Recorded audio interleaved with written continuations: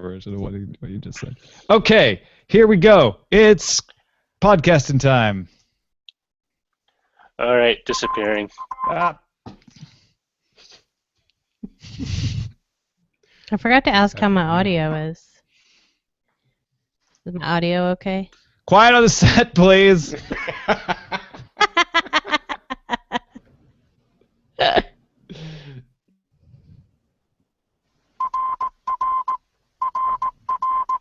This is a public DTNS announcement. A message in English will follow. Välkommen till showen med dagliga teknologiska nyheter med Tom, Merritt och gäster. Jag heter Carl och är en av flera exekutiva medproducenter och alltså en av Toms chefer. Det kan du också bli genom att donera $1 eller mer i månaden på patreon.com.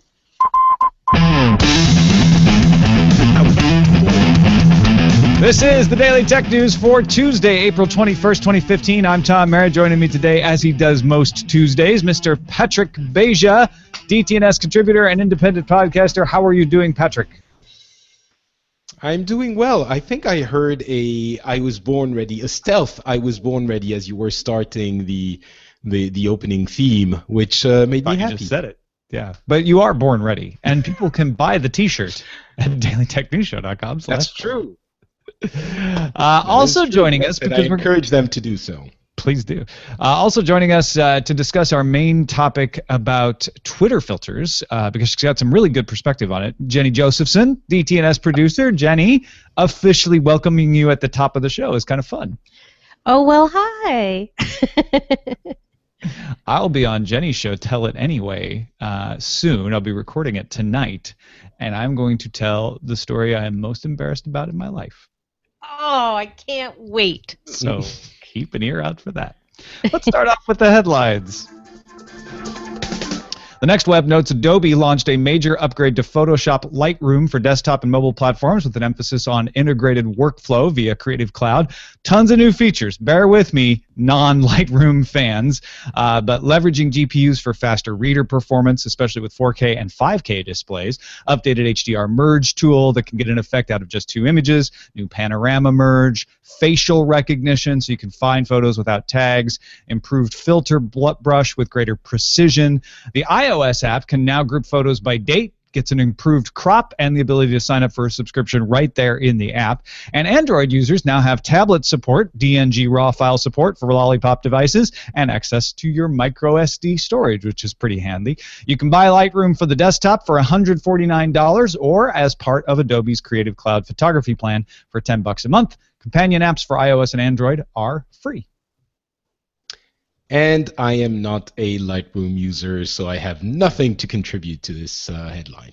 It's one of those things, right? Like, I know that the people who use this are very excited about this new crop of features. It seems like, from what I've seen. I don't use it either, but I don't want to rain on their parade.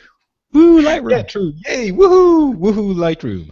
TechCrunch reports BlackBerry is buying WatchDocs, a startup in Israel that develops secure file sharing software. The plan is to add WatchDocs software to BlackBerry's enterprise mobility management portfolio.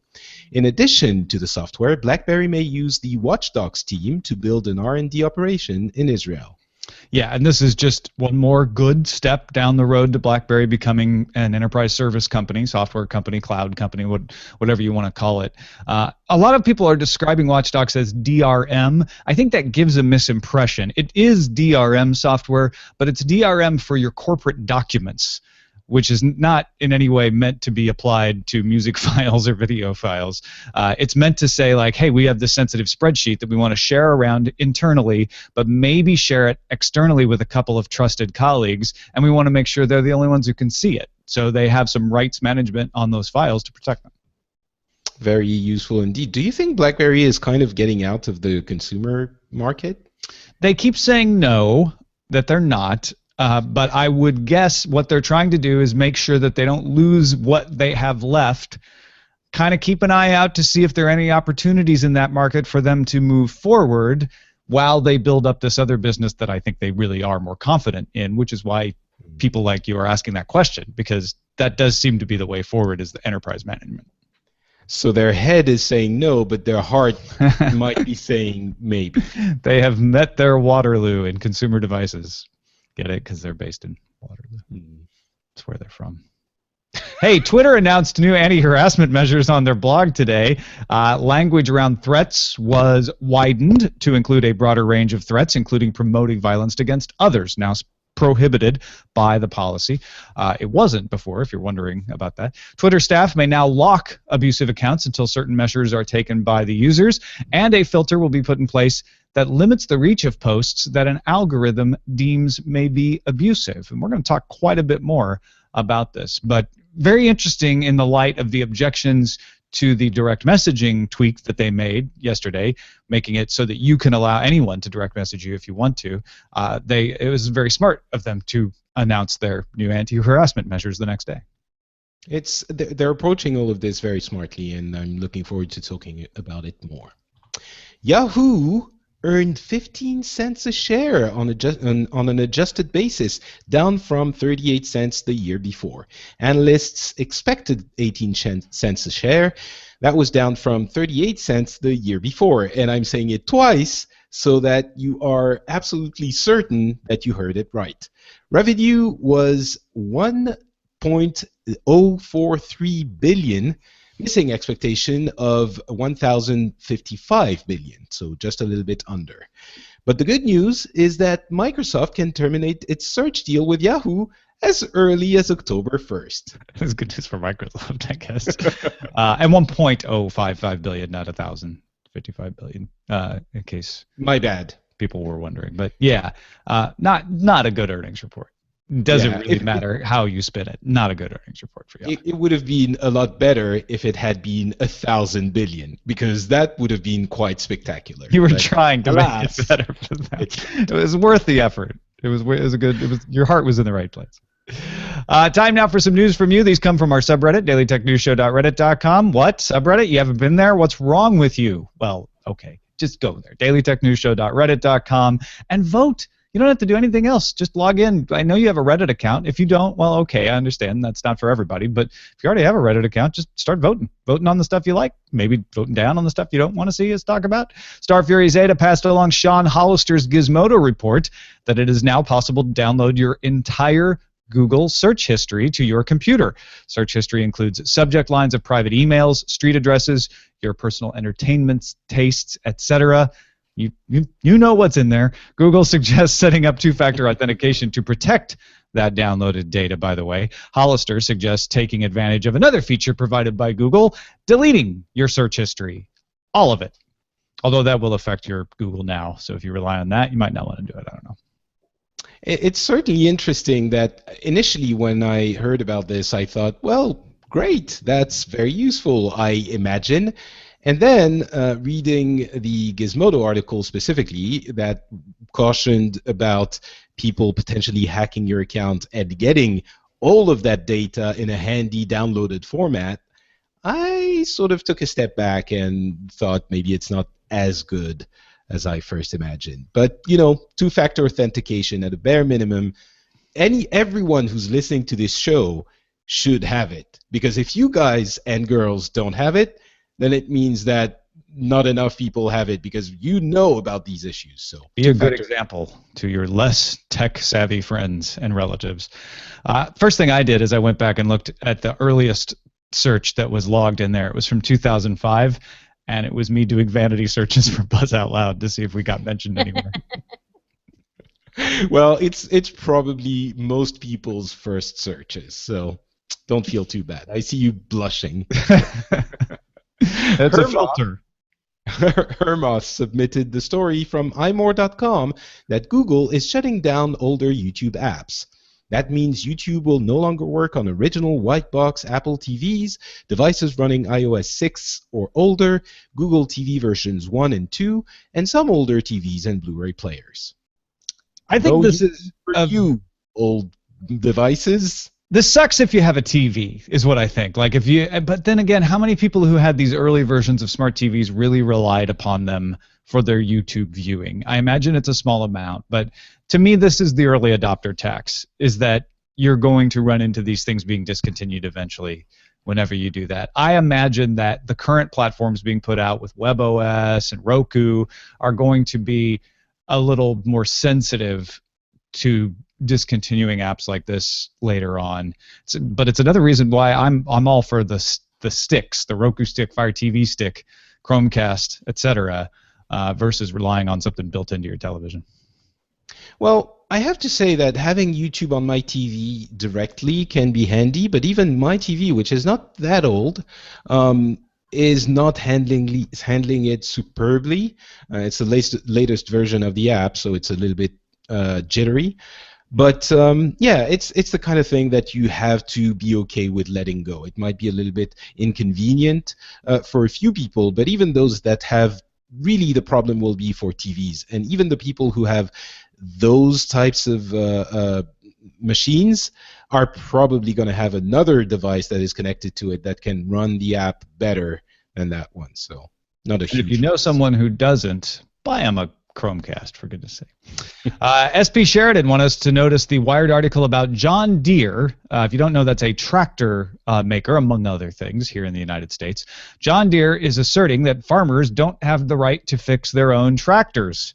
John Deere filed with the U.S. Copyright Office, arguing people should not be allowed to alter or repair software systems in John Deere tractors, and all modern John Deere tractors have software running them. John Deere says it violates the copyright for you to mess with the software running on your own tractor. Among other things, in their argument, John Deere said allowing an exemption for tractor repair could possibly lead to music piracy using the tractor's entertainment system. Because we all know that those John Deere tractors are a hotbed of Taylor Swift and Jay-Z just waiting to be pirated if it weren't for this protection. This is ridiculous. You should have an exemption to repair your tractor. You should have an exemption to repair your car. General Motors apparently similarly said you don't own the software in your car, and people need to realize that. Listen, Mr. Deere, I don't know who you are or where you are, but I have a very specific set of skills, and I don't pirate anything on my tractor, okay?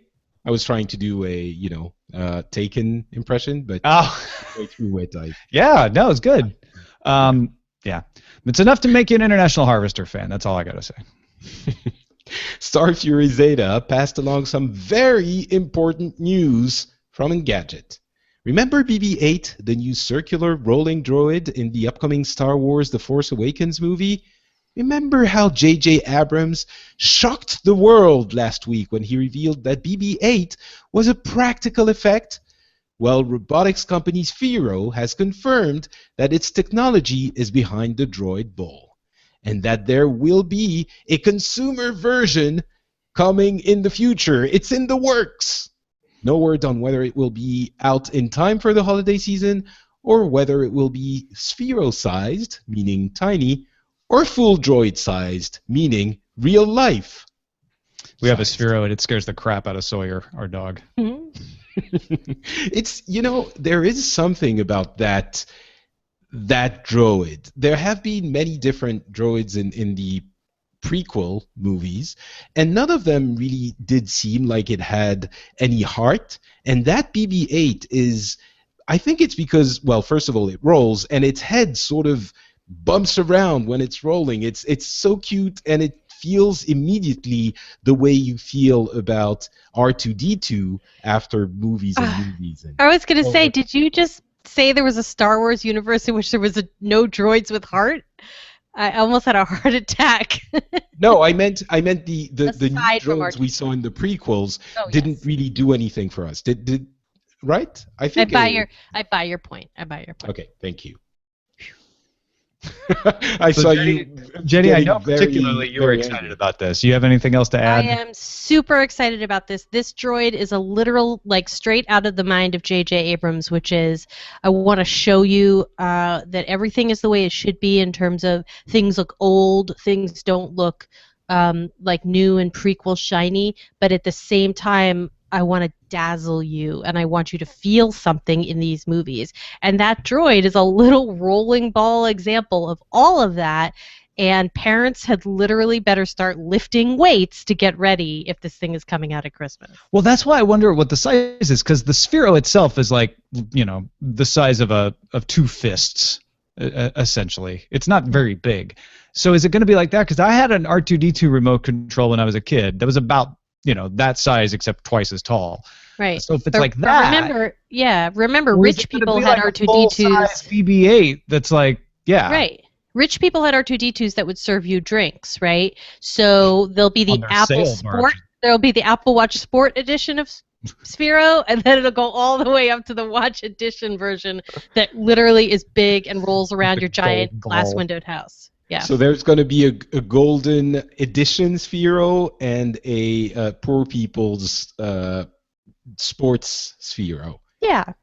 Yeah, makes sense. I think it's going to be, there are going to be a couple of versions as well. Now, I know there's one or two folks out there that are tired of Star Wars news.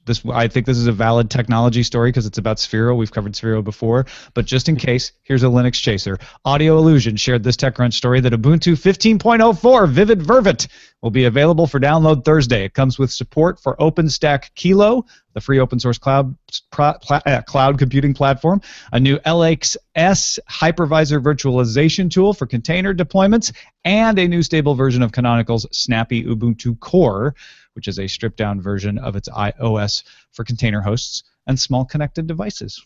So that could be a free gift for your Linux-friendly child this holiday season. Ubuntu 15.04. Actually, Ubuntu 15.10 will be by then, but still.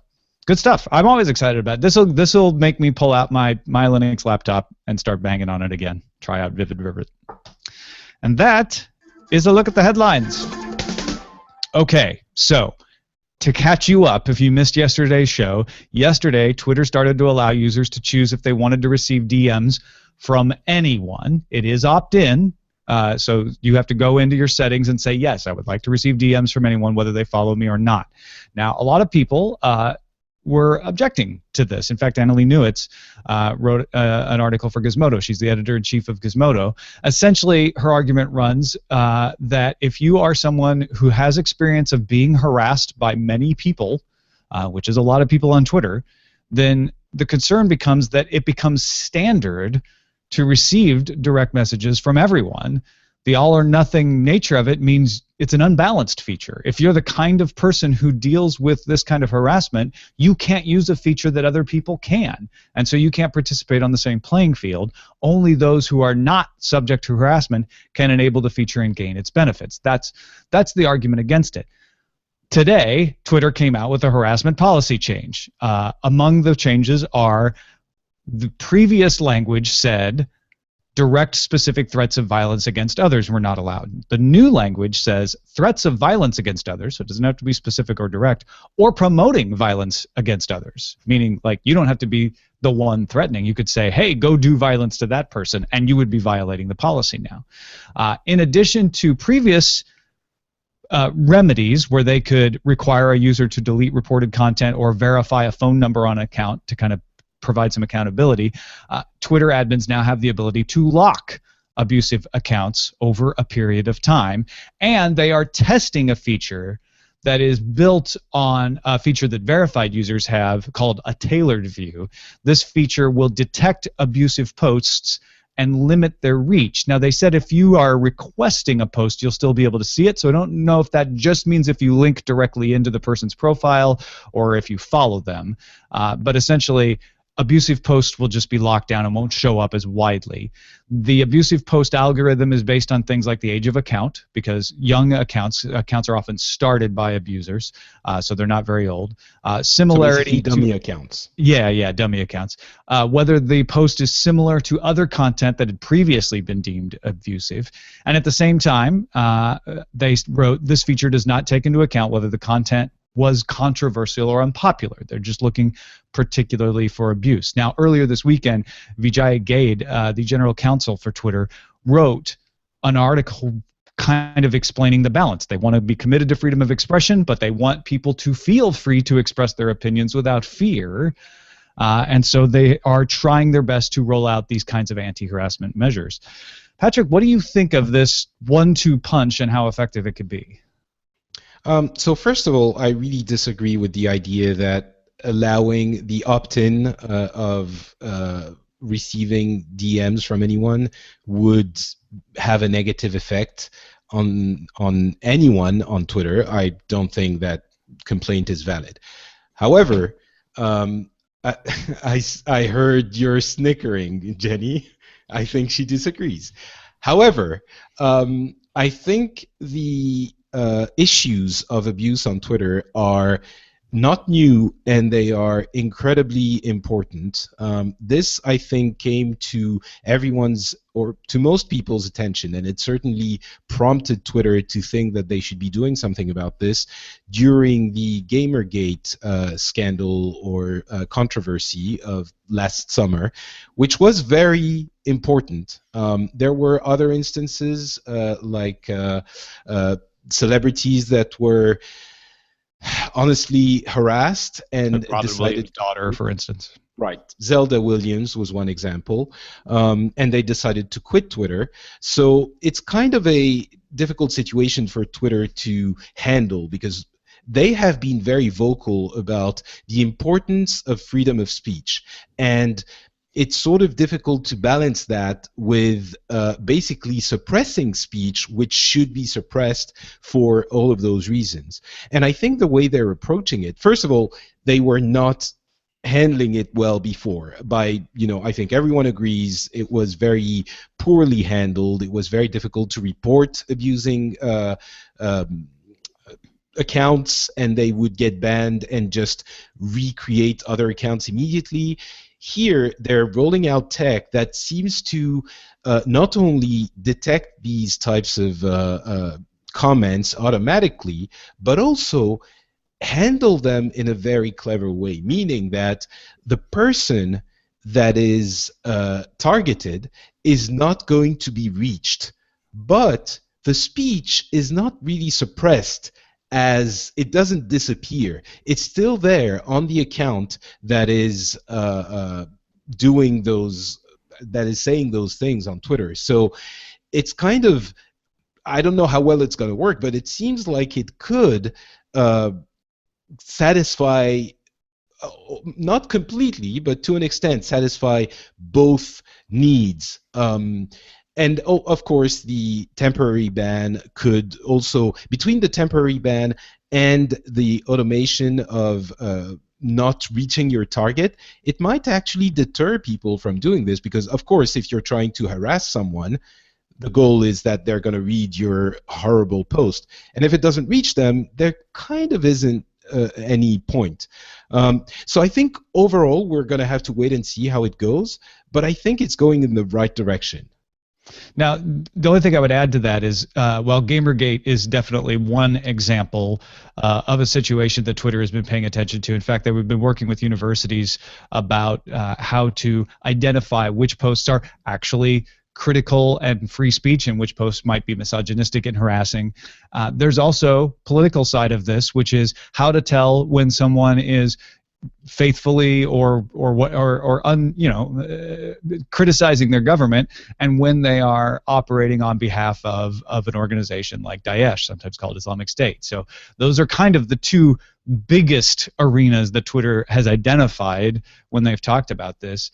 Jenny, considering all of the stuff that they've said and what they've done, do you feel safer posting on Twitter now? So always the interesting thing with me is that I come at this issue from two very different perspectives, which is one, my entire life I've been a journalist. Not, I didn't pursue that path to its logical conclusion of being an investigative journalist or whatever, but as someone who understands the value of sources, I want potential future sources for me and every other real, super real journalist out there to be able to access us in any way they feel comfortable. So yes, our emails are all over the place. You can get to us however you need to, but perhaps that particular source has seen a journalist on Twitter, seen their previous articles, and feels that that's the way they're most comfortable reaching out to them. Of course, I want my DMs turned on. I want to opt in.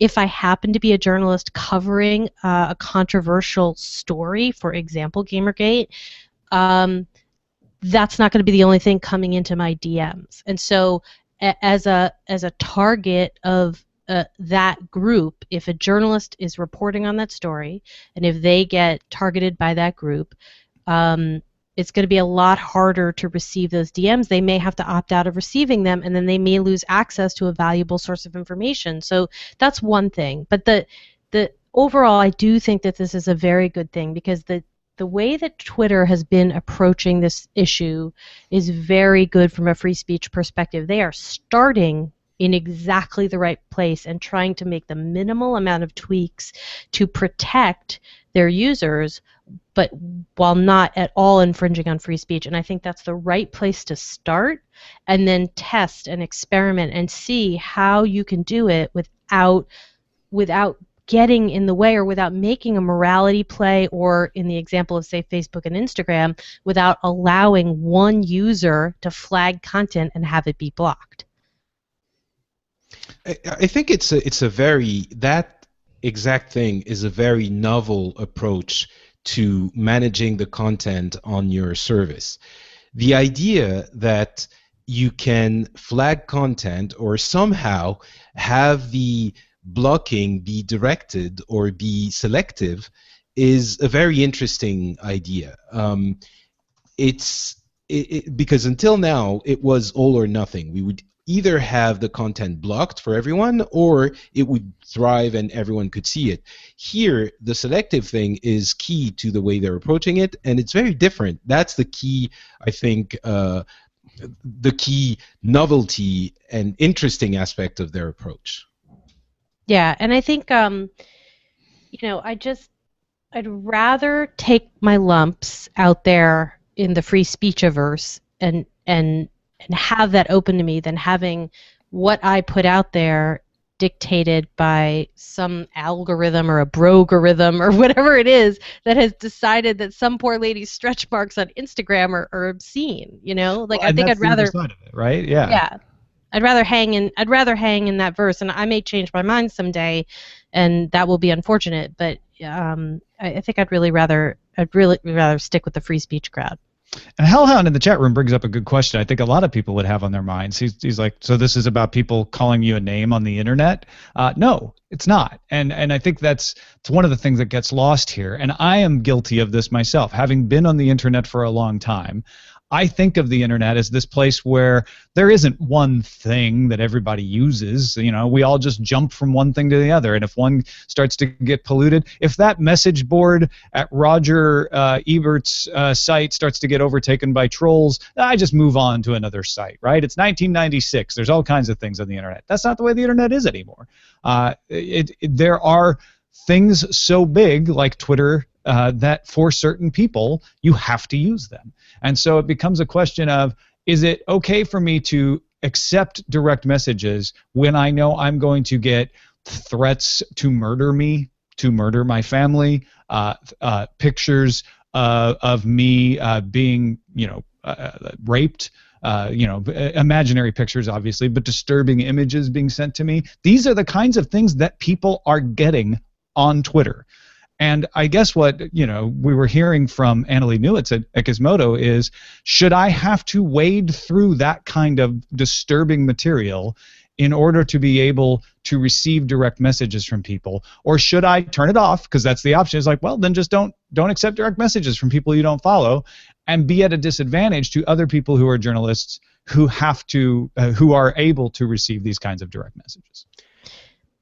But so I understand the issue there, and as I'm saying this, keep in mind, I think that harassment on Twitter, and especially in the issue of Gamergate. I mean, I've written on my personal blog, if you're curious about Gamergate, I've written an article a few months ago. As soon as I left my position in the gaming industry, the first thing I did was, like, literally the next day I published this series of articles. It's on patrickbeja.com. It's the third article down, talking about this issue, because I think it's incredibly important, and it's something very bad. It's not just people calling you names. It's mob mentality, it's bullying, and I mean, that's one example of it, but it happens all over.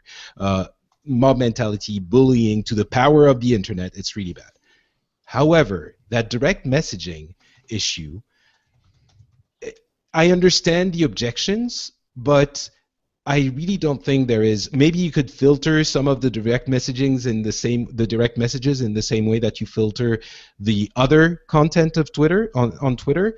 But it's kind of saying, well, this isn't a practical criticism. It's like saying, well, I could put my phone number out, but then people would call me, and some people I don't want to talk to would call me. What do you do about that, AT&T? And I don't think it's reasonable. Jenny, isn't it the same way then if you put out your email address or your phone number? What can Twitter do about this? You can control whether or not it's available.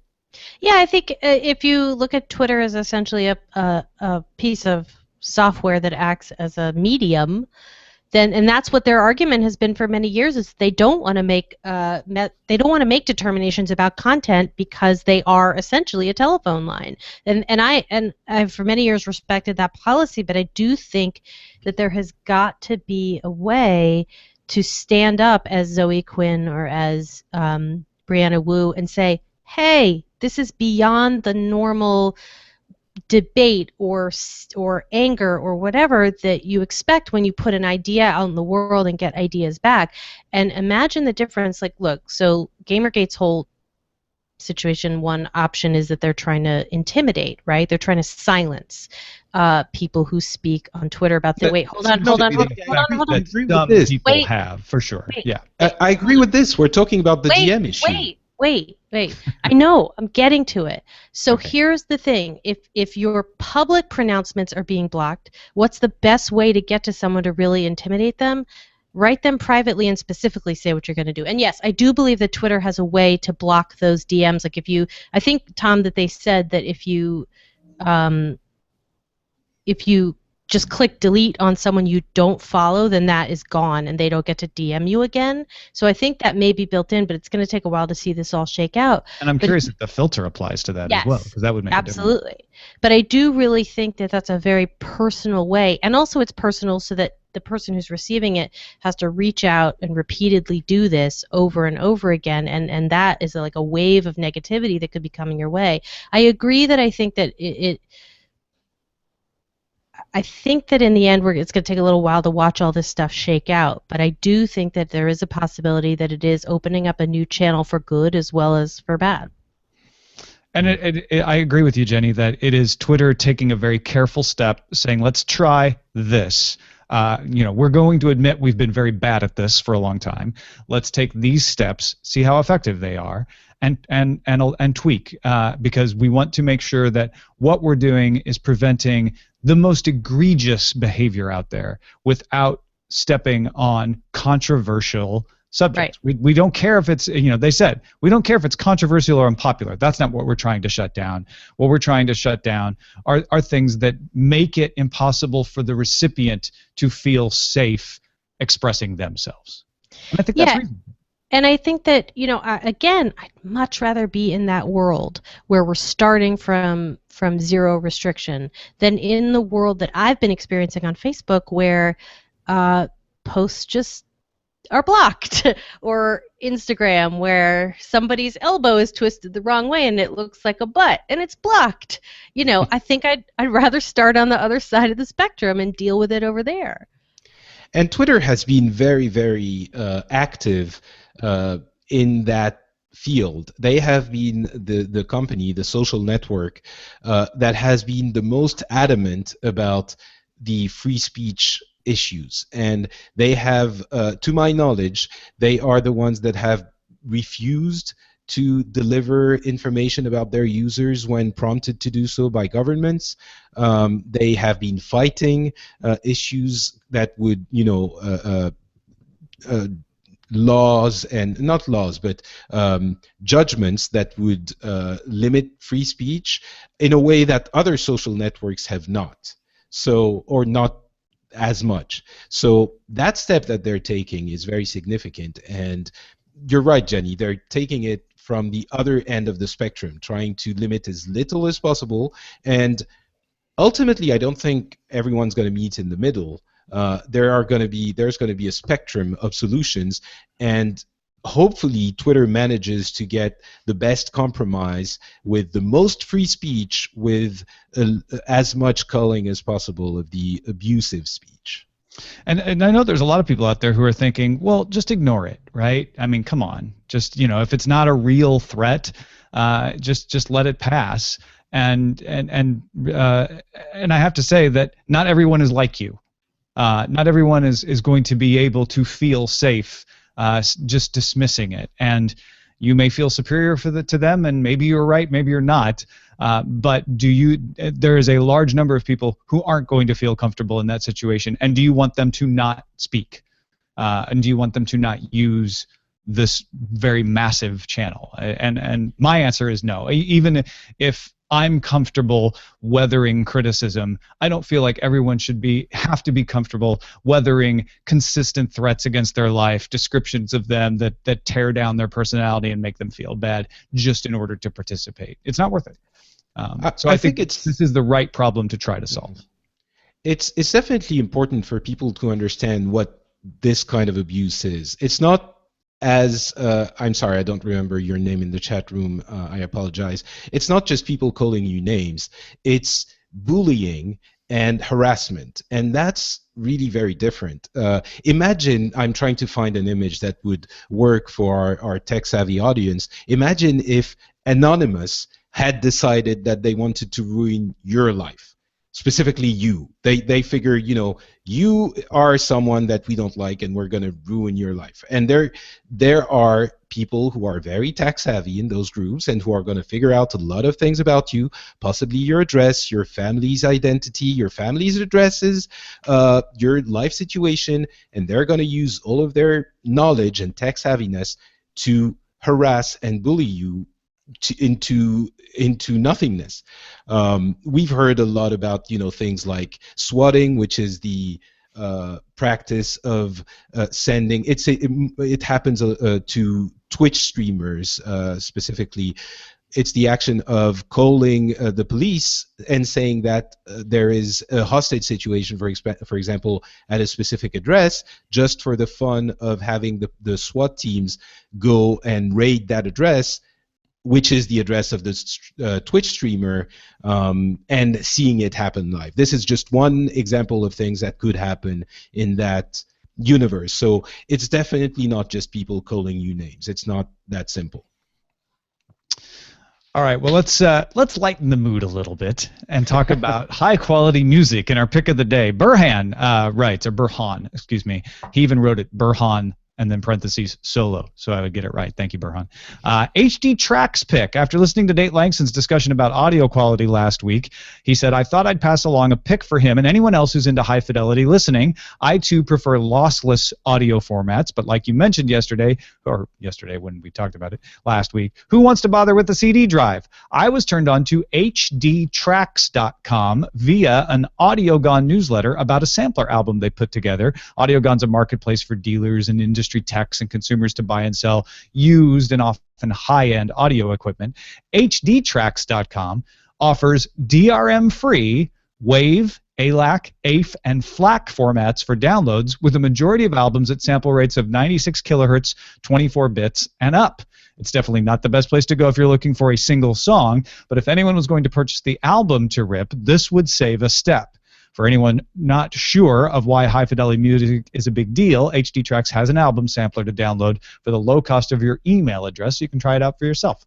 Anyway, thank you, Burhan, for sending that, hdtracks.com. I looked at it, and it's like, if you're into album rock of any kind, or like that hi-fi sound of the 70s or 80s, you're going to be in heaven. Like, this is full of great stuff, not just rock, but classical and jazz as well. So check it out, hdtracks.com. Send your picks to feedback@dailytechnewsshow.com, and you can find my picks at dailytechnewsshow.com/picks. Does it have a different quality even with your existing crappy, music player on your iPhone and with It does not change the speaker you're playing it on. It's good. Right, but does the quality of the audio influence your quality of sound even with those average pieces of equipment, or do you need dedicated high quality hardware as well? I don't know. I've got a tin ear. So I think you're asking the wrong person. I imagine it might. I'd be curious if somebody who's really into high fidelity music could weigh in on that question and say, yes, even on a inferior speaker, it would help. But most people are just going to reply, well, you should get better speakers. Which is fair enough. Our messages of the day, got two of them. Christopher in sunny Spokane. I like that the emails are getting sunnier lately as spring happens in the northern hemisphere. Christopher says, hey guys, listening to Monday's show, and you mentioned that your site had a mobile version that might appear with Google's new search. It did get I did notice it, but I have to say an iPhone 6 Plus user doesn't have it work very well. It appears hard-coded to a smaller width, so there is a huge margin down one side. This is the problem with mobile-friendly versus responsive designs. If you don't do it just right, mobile designs can be worse than full-size pages that have to be scrolled. And yeah, I'm using a WordPress template that is mobile-friendly, so it qualifies under Google, but it's not necessarily responsive. So on a larger tablet-size screen, it might not, like an iPhone 6 Plus that's in the middle, it might not present the right template for you, whereas a responsive template on WordPress or the responsive templates on Squarespace would do better. And that is one of the weaknesses in the Google mobile-friendly Mobilegeddon that is happening today, is it's not making that distinction, it sounds like. So you know what's going to happen, right? There's going to be a sequel to Mobilegeddon. It's going to be Mobilegeddon 2, Mobile Harder, and it's going to be, you know, going for the mobile-friendly websites and depreciate them and only lift up the responsive design sites. And, and then Vin Diesel's going to come back, and he's going to kill all the mobile-friendly sites. It's going to be terrible. Yeah. And then finally got an email from Fabrice in sunny and kind of windy Marseille, southern France. He created a Patreon account early February 2014, but he didn't want to enter a credit card number, and he just went back to look and discovered that Patreon takes PayPal and has become a co-executive producer of the show. So he says, quote, every once in a while you might want to add the detail that Patreon supports both credit and debit cards as well as PayPal. He said, tomorrow, I assume today, I'll have a warm, fuzzy feeling when I start my 1-hour commute, having the pleasure of listening to DTNS, not as a freeloader, but as a co-executive producer. Thank you guys for your work. Your daily podcasts make a long commute seem shorter. I'm glad they do, Fabrice. He says, FYI, and this is really the main reason I included this, I share some characteristics with Patrick Beja. French, hairy, born in 1973.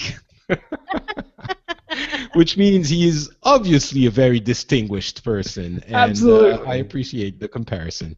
He says if you can find some pastis Henri Bardouin at the liquor store. Okay, thank you. You'll get the flavors of my neck of the woods. Oh, it's good that he added of the woods, because it would have been weird. And then what is the last line? Because I'm not even. It's going to be embarrassing if I try it. Je vous embrasse tous, which means big kisses to all of you. Oh, kisses. Okay, good. Well, yeah, I guess it could be a hug, but yeah, it's hugs and kisses. Let's be all inclusive. Thank you, Fabrice. Merci, Fabrice. Appreciate the email, and a good point for folks if they don't know. And thank you, Jenny Josephson, for jumping in and sharing your perspective. That was really good. Thank you so much. Every once in a blue moon. You want to hear Jenny tell some stories, you got to go check out tellitanyway.com. That's her own podcast that she does, and it's really, really good. I say that full well knowing that I'm saying really, really in front of the master of really, really, Patrick Beja. It's really, really good. Thank you. Anything else, Jenny, to add? Twitter.com/JennyJ23, etc. Yes, and I'm open for direct messages. And you're open for direct messages. I'm not, personally, yeah, but I just did it. Awesome. Yeah, I like you putting your money where your mouth is. That's excellent. Patrick Beja, I don't know if you're open for direct messages, but people can follow you at twitter.com/notpatrick, correct? I'm not, and yes, correct. And you can also find shows that I produce at FrenchSpin.com. The latest one is Pixels, a show about video games, which I co-hosted with, which actually Scott Johnson co-hosted with me just yesterday. And we talk about a bunch of things, one of which is the game Bloodborne, which I thought you were going to say we talk about a bunch of things and they're all Bloodborne. Well, not all of them, but it's a good part of the end of the show. And I explain to everyone how this very difficult game Bloodborne is basically a drill sergeant that tells you to go in the woods and shoot some bears with your gun. And it actually works, I guarantee you. It's the best explanation of what Bloodborne is that anyone has ever heard. You can listen to it at FrenchSpin.com. Thank you to all our patrons, both on Patreon and in other ways who support the show, dailytechnewsshow.com/support. We survive on the value you get out of the show and your expression of that value back. So even if all you can afford to do is tell somebody about the show, we definitely appreciate it. Our email address is feedback@dailytechnewsshow.com. You can give us a call, 512-59-DAILY. That's 512-593-2459. And listen to the show live at alphageekradio.com Monday through Friday. Our website is dailytechnewsshow.com. We'll be back tomorrow with Jason Heiner and Lindsay Gilpin of techrepublic.com. Talk to you then. This show is part of the Frog Pants Network. Get more at frogpants.com. Diamond Club hopes you have enjoyed this program. Done. Supersized show. Happened. Yeah. That was a good show. What do you mean that happened? No, I was nervous. Oh, it's good. You were great, as always. No one could tell you were nervous. All right. Well, now they know. Only because you told them, though. I'm going to do a new ad that's Tell It Anyway, blocked by Facebook. Too hot for Facebook. Too hot for Facebook.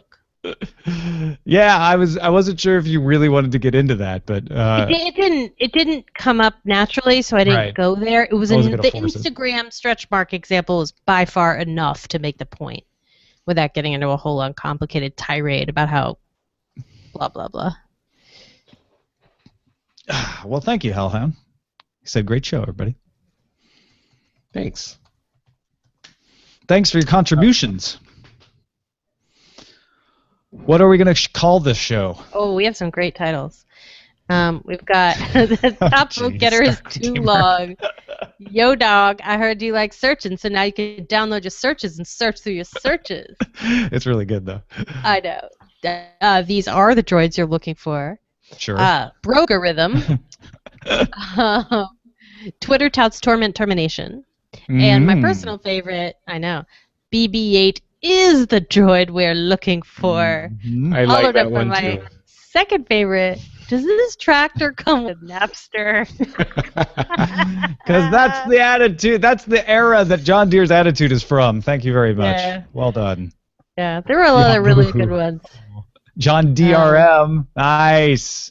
Yeah. That's good. That's a good one. Yeah, that is classic quality stuff. Yeah. The problem with the BB-8, I know it's the droid's name, but it just sounds like BlackBerry BlackBerry 8. to me. Yeah, like there's an OS BB-8. Yeah, there's some good ones. Oh, John Deere. Oh, Star someone Wars should have run 7, The Toy Awakens. Someone should have written a John Deere letter. Get it? Forget it. I And thought of course, it was clever. who watches the Watch Docs?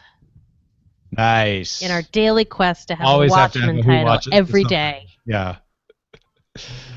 Nothing runs like a deer.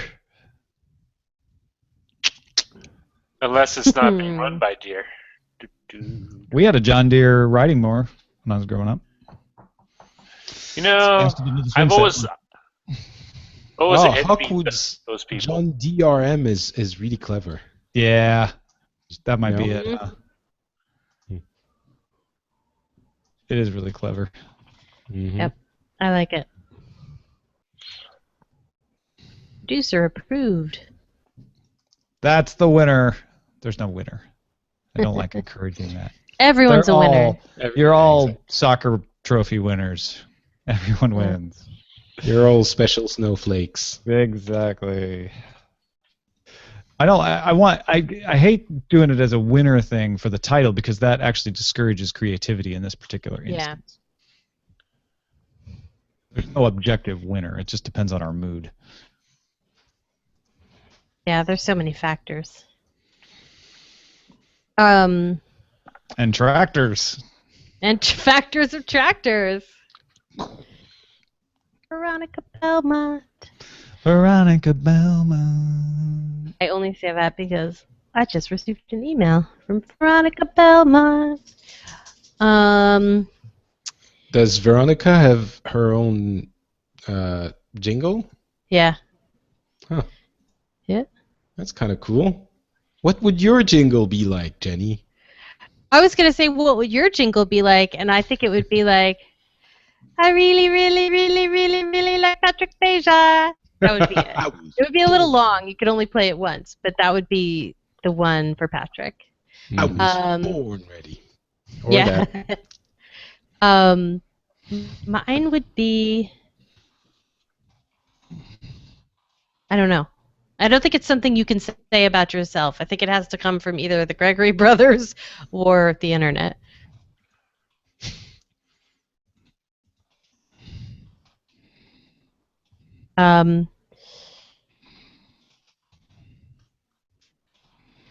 See what else is going on. I'm all talked out. I am actually a little bit tired. Ooh, yeah, you have the right to be because you are. You have the right to remain tired. Anything you say will be in your sleep. I didn't bring it up, but did you see that the Congress is holding a briefing or of some kind about cyberbullying and Gamergate and?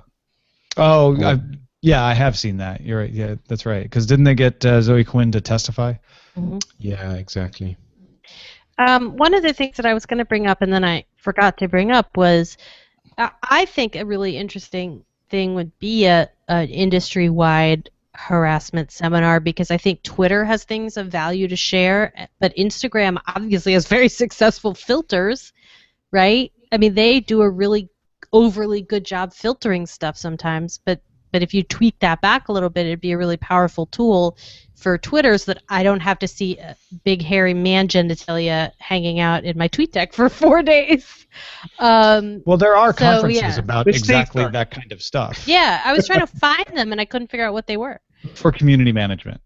Not going to call it HarassCon, unfortunately. Yeah, but you know what? For me, that's like I want to see all the big guns, the CEOs, the top people, all at a meeting talking about it and figuring out what they can do. But I don't know. I don't know if that's really effective. That makes a great photo, but the CEOs can all have a great conversation. It's up to the actual community managers to implement it. So I'd rather see those people on the ground talking. And they do. They show up to these conferences and they have panels about exactly this kind of thing. There were some good ones at South by Southwest from what I heard. I didn't attend them, though. Right.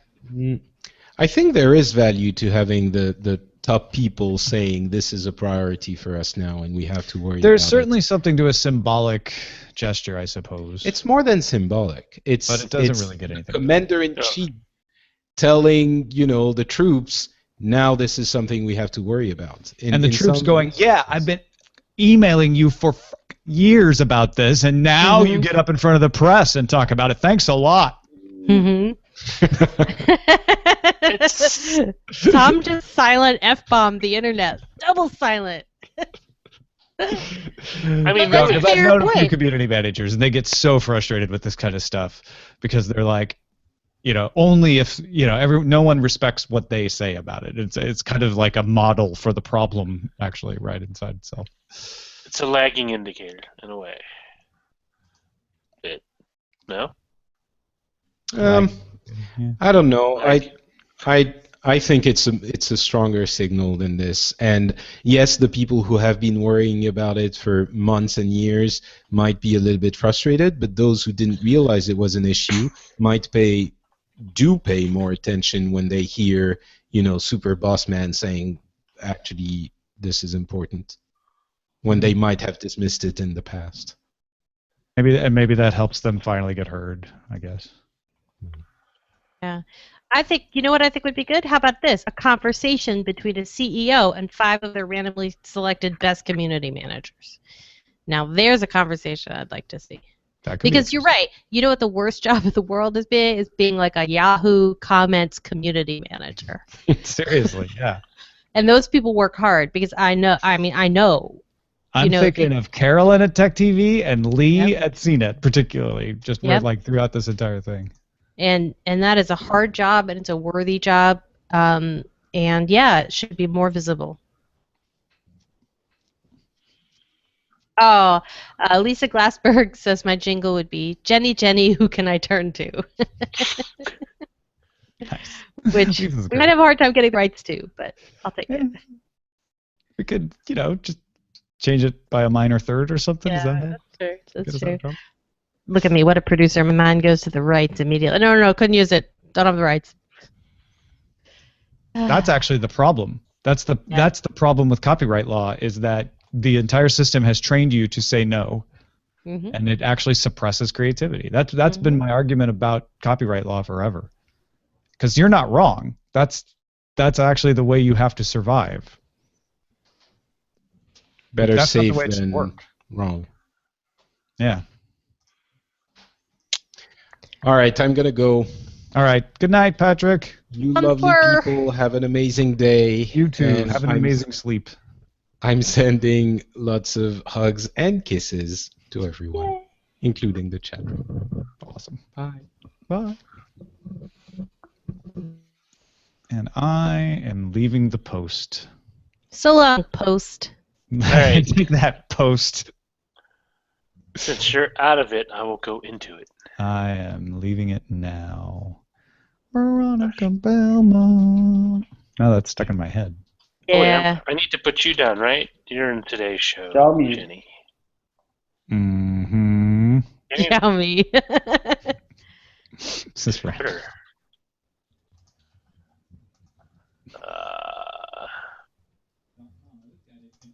Okay.